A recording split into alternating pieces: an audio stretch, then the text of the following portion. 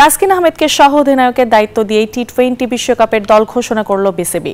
নাজমুল শান্তর অধিনায়কত্বে ঘোষিত টিমে জায়গা হয়নি অলরাউন্ডার মোহাম্মদ সাইফুদ্দিনের। জায়গা পেয়েছেন তানজিম সাকিব। প্রধান নির্বাচক গাজী আশরাফ হোসেন লিপু আস্থা রেখেছেন অফ ফর্মে থাকা লিটন দাসের উপরও। অবশেষে ঘোষণা করা হলো বাংলাদেশে টি-20 বিশ্বকাপ দল। বিসিবির বেঁধে দেওয়া নির্ধারিত সময়ের 40 মিনিট পর প্রধান নির্বাচক একে একে জানান বিশ্বকাপে 15 সারথীর নাম, যার নেতৃত্বে নাজমুল হোসেন শান্ত।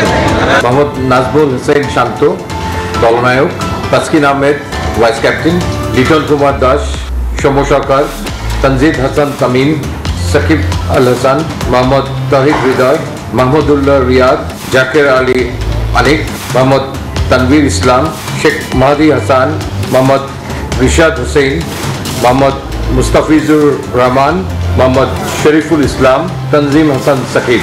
ট্রাভেলিং রিজার্ভ হিসেবে দুজন খেলোয়াড় যাচ্ছেন, তারা হচ্ছেন হাসান মাহমুদ এবং আফিফ হোসেন ধ্রুব।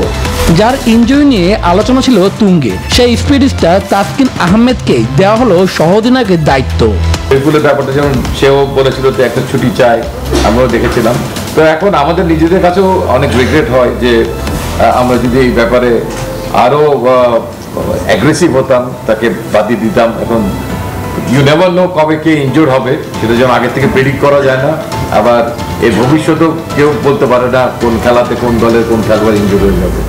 জিম্বাবুয়ে সিরিজে ব্যর্থ হলো বিশ্বকাপে যাচ্ছেন লিটন দাস, আছেন সৌম্য সরকারও। এই সমস্ত চাপ বৈশ্বিক আসরে মোকাবেলা করার মতো অ্যাটলিস্ট লিটন দাসের তো অনেকগুলো ম্যাচ খেলার এক্সপিরিয়েন্স আছে। আমাদের ক্যাপ্টেন নাজমুল হোসেন শান্তরও অনেক ম্যাচ খেলার এক্সপিরিয়েন্স আছে।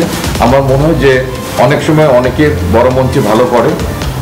এখন এই দুজনের মধ্যে দুজনই যে একাদশে থাকবে I am not too sure. Captain definitely থাকবেন, তো সেখানে আপনার ক্যাপ্টেন যদি না আসতে পারেন তাহলে আপনার ক্যালকুলেটর রিস্ক 50% কমে গেল।